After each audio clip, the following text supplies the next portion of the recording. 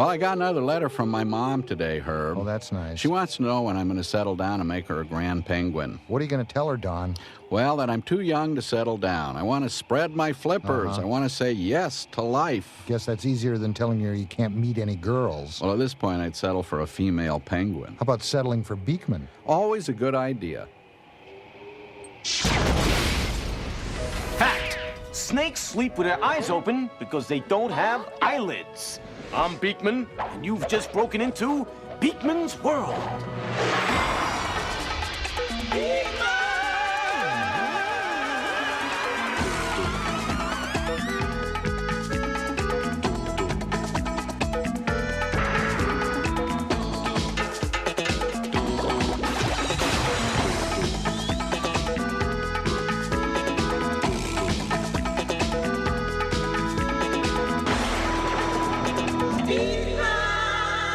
Dr. Beakman will see you now, ma'am.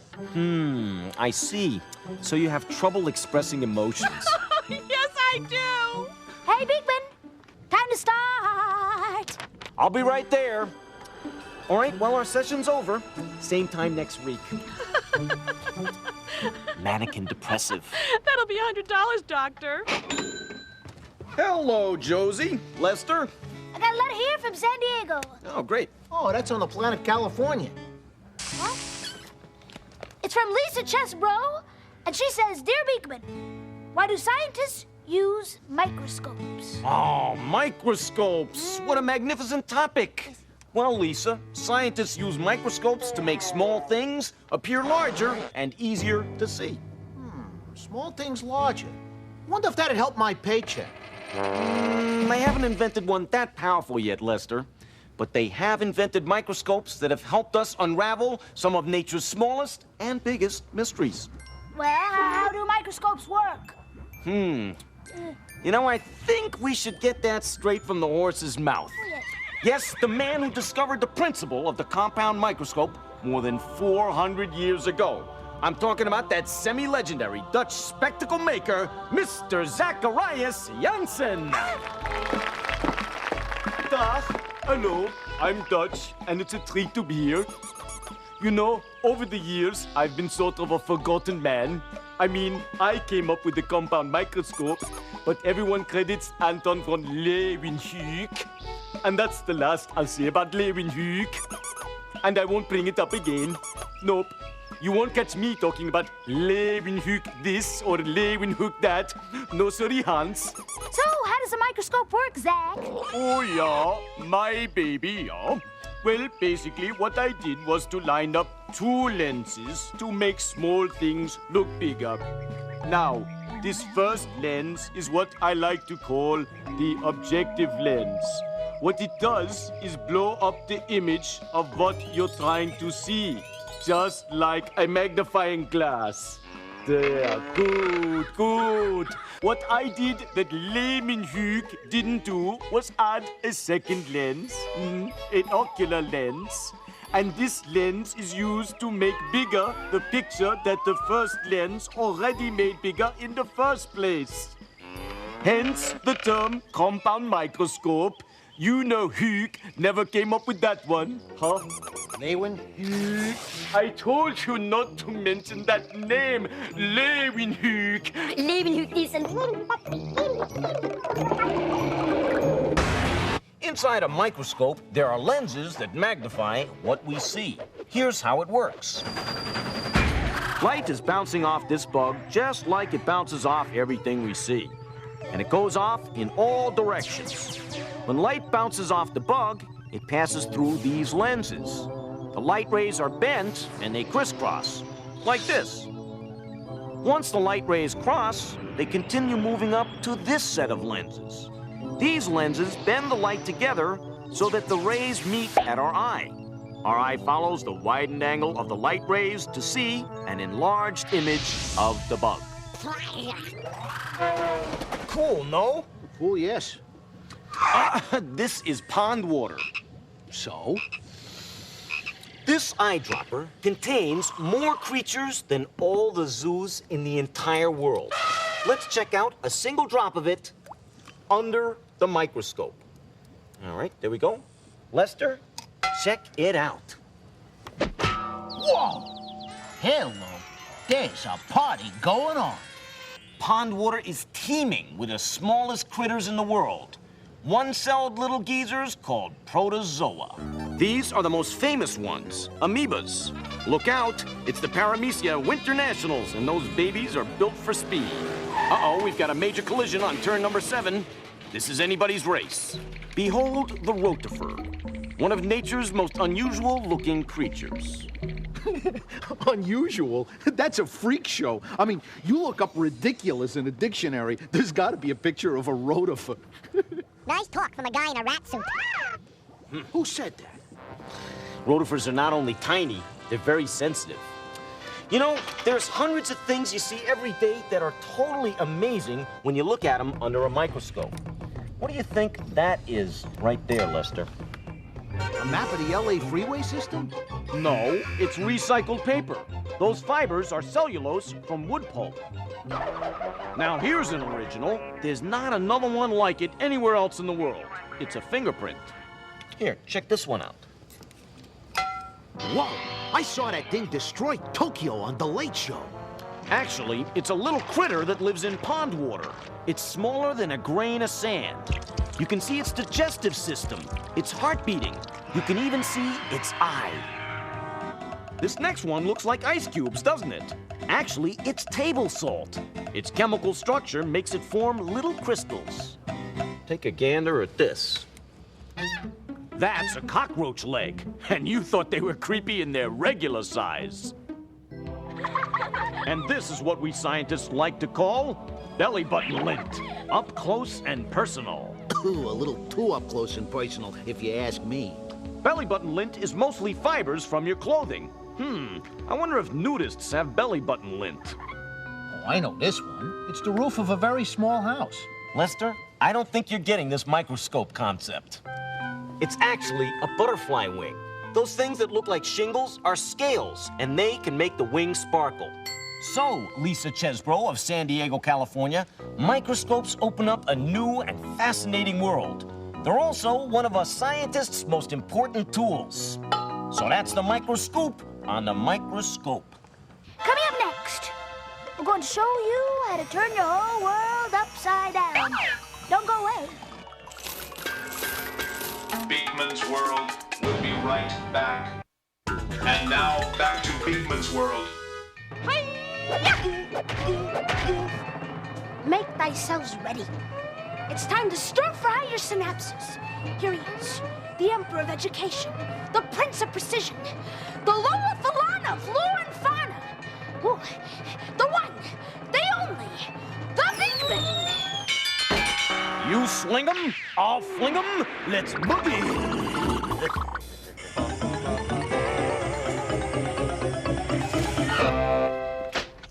This town ain't big enough for the both of us. Question. Dear Beakman, what attracts mosquitoes? Oh, I think self-confidence, good grooming, manners are important, a smile that says, I'm your friend. Beakman. Okay, answer.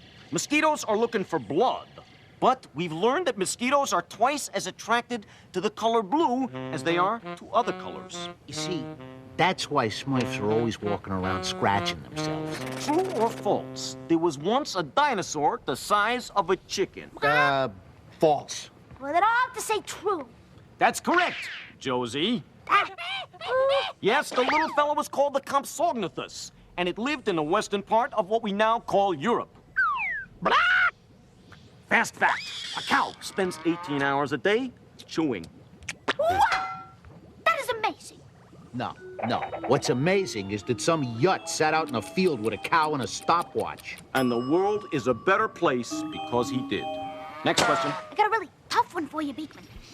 What's the only fruit and vegetable that is never sold in the market, frozen, canned, processed, cooked, or in any other form but fresh? Let me see, a fruit or a vegetable? I know, spam. Wait, it's on the tip of my tongue. Ha! The correct answer is a leafy green vegetable I like to call lettuce. And it's a lot better tasting than this piece of paper. Fantastically fast fact. Penguins have little or no sense of smell. Herb, I've never asked you this before, but can you smell me? Nope, I can't. So this new cologne I'm wearing, I can't smell a thing. so you don't find it hotter than a prairie wildfire? Frankly, Don, it leaves me cold. Of course, everything around here leaves me cold. Question. How many cameramen does it take to screw in? Don't worry, Ray. We're not going to answer that. I think this is a good time for... the Beakman Challenge. Lester, I challenge you to turn me upside down simply by looking at me. All right. I could say it's impossible. You would say nothing's impossible. I could say there's some kind of trick to it. You would say there's no tricks in science. And I would get all frustrated, then you would show me how to do it, and then, as usual, I would end up looking like an idiot. Oh, now, Lester, you won't look like an idiot. Trust me. You won't look like an idiot. Trust me. Any experiments performed at home should be done with adult supervision, and all appropriate safety precautions should be taken. All directions should be followed exactly, and no substitutions should be used. This is something you can do at home. First, you need to get a cardboard box about this size and shape. Then, take an ordinary piece of paper, white paper, and tape it inside the box at one end, right down here. Then you want to mark the outside of the box with an X on the end where the paper is, like so. Then, put tape on all the seams of the box so that absolutely no light gets inside, okay? It's time to get an adult to help you. Cut a hole in the box away from the X on this side, right down here. Make sure the hole is just big enough for your head to fit through. Got it? All right, next we take a nail and poke a hole into the back of the box opposite from the end with the X. Poke the hole right about there. Please be very, very careful. Now we're ready to put the box over your head, just like Lester. For this, I studied 3 weeks at Alan Thicke's School of Acting and Lucky Breaks. What Lester has on his head is called a camera obscura. That's Latin for a dark chamber. And this is English for where are you? Oh, Lester, you're doing great. Ray, can I have a towel, please? Thank you. All right, now let us wind this towel around Lester's neck. And the reason we're doing that is to make sure that absolutely no light gets under the box and inside there. It won't work unless it's absolutely dark inside the box. Now, Lester, you stand right here. Don't move. Ray, light up my life, please. Right. Lester, tell me what you see on a piece of white paper inside the box. Hey, I see you, and you're upside down. I'm impressed. I hope you're not going to ruin it by telling me how it works. Oh, you know me better than that. Remember, we don't see things. We see light bouncing off things. Like that little Beakman there, light's bouncing off him in all different directions. But only certain light rays find their way through the little hole and into the box. And look, the rays bouncing off my toes turn up on top. The rays bouncing off my hair, and that's some bouncing, turn up on the bottom. And that's how Lester can turn me upside down without even touching me. And now you can too. Bada bing, bada bang, bada box. I couldn't have put it better myself. Coming up next, you can pick your friends. You can pick your nose. I guess you could even pick your friend's nose. Hey! But you shouldn't pick these. They're scabs. Beakman's World will be right back. And now, back to Beakman's World. So what do you got? Well, much like our friend the earthworm, I got 5 pairs of hearts. Beats me. All I got's 3 pairs of underwear. I don't know whether to hold them or fold them. First, you should wash them. Come on, Lester, get them out of here, will you?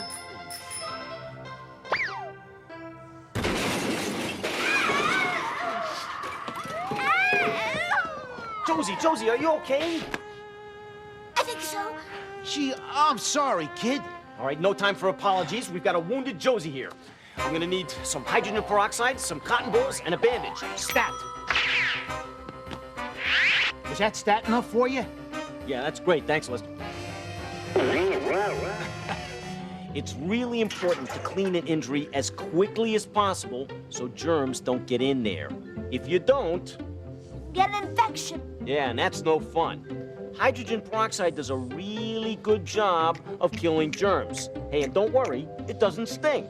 Oh, and if you don't have hydrogen peroxide, you can always use soap and water. Okay, here we go. Now, once your wound is clean, and this one is, it's time to dress it. Bandage. Thank you. All right, Josie. There you go. You'll be as good as new in just a couple of days. So, what happened to that letter you were bringing to me? It's right here. Oh, thank you. Oh, let's see. It's from Patricia Johnson of Columbus, Ohio, who asks, Dear Beakman, how do cuts heal? Coincidence? I think not. Hey, superb question, Patricia. And nice handwriting. Let's say this brick wall is a magnified section of your skin. This brick wall is a magnified section of your skin. Hello. And each brick is a skin cell. Don't move. When your skin is broken... something really neat starts to happen. Josie? You bleed. Bada bing! What's neat about that, Beakman? It's kind of messy. True, but the neat part is what happens next. Your body starts to heal itself. You know, first, I'm gonna need some blood. Oh, well, I'd give you mine, but it'd be in vain. Lester, the balloons. The balloons. Right. Blood, where healing begins. Blood isn't really a thick red liquid. It's a clear liquid with lots of little stuff floating in it. I think we need a for instance. Oh, well, like red blood cells, for instance, which give blood its red color, and white blood cells, which fight off infection. You know, I think we need a bogus scopular perspective. Let's get the dope from the bogus scope. This is kind of what blood looks like going through our veins. The red blood cells are those red bagels, and the white blood cells are the ones that look like sponges. Those little weirdly shaped things hanging out with the red blood cells are the platelets. Now you know the players, let's get back to the game. Good bleeding. What happens as soon as you bleed is platelets rush to the site of the injury. Now get this, it's scabulous. The platelets start sticking around the edges of the wound, really piling up. At the same time they're sticking around the wound, they cause the body to make a substance called fibrin. Fibrin is a protein that looks like strands of spaghetti. But for our model, let's say it looks like tape. Good job, you guys. As fibrin strands are formed, they interweave, making a net. Funicello? Use a pun, go to jail. This net gets tighter and tighter, accomplishing two things. One, it catches blood and keeps it from leaking out. And B, it starts pulling the edges of the wound back together. The fibrin and the trapped blood dry out, get hard, and form a protective plug called a scab. Under the scab, our damaged skin cells repair themselves. A scab, nature's own Band-Aid. I'm feeling better already. In a few days, I shall be completely healed. Now, Josie, don't let me catch you picking that scab. Why not? Why not? Everybody knows why not. Why not? Well, that's a good and very important question, Lester. And I'll be back with a good and very important answer in just a moment. Beakman's World will be right back. Now, back to Beakman's world. Why shouldn't you pick a scab? 3 good reasons. You can slow the healing process, you can get an infection, or you can get a scar. Actually, 4 reasons, because all 3 can happen to you. So don't pick your scabs.